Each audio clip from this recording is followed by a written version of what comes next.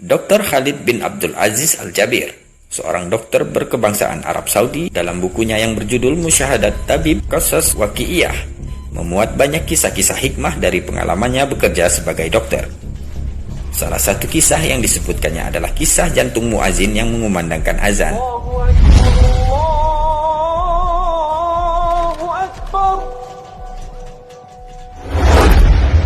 Berikut kisahnya.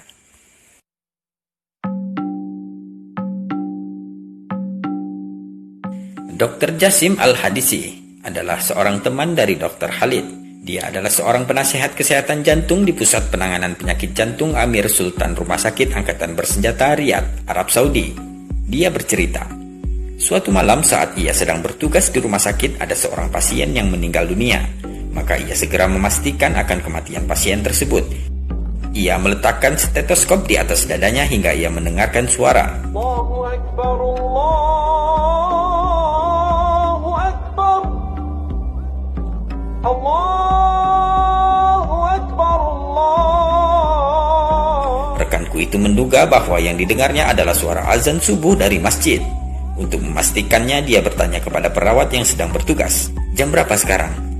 Perawat itu menjawab, "Jam 1 malam."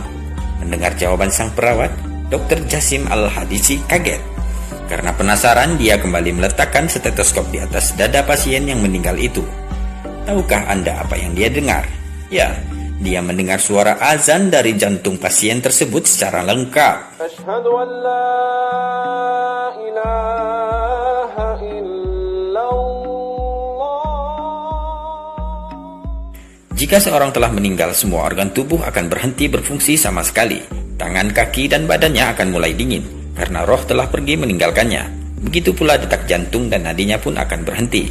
Itu adalah keadaan umum yang ada bagi setiap jasad manusia yang telah meninggal dunia. Namun demikian, tidak ada yang tidak mungkin bagi Allah Ta'ala. Jika berkehendak, Dia akan memperlihatkan sesuatu yang berada di luar nalar manusia. Untuk mengetahui bagaimana keadaan pasien itu semasa hidup, maka Dr. Jasim Al-Hadisi itu bertanya kepada keluarga pasien. Mereka menjelaskan bahwa semasa hidupnya, sang pasien bekerja sebagai muazin pada sebuah masjid.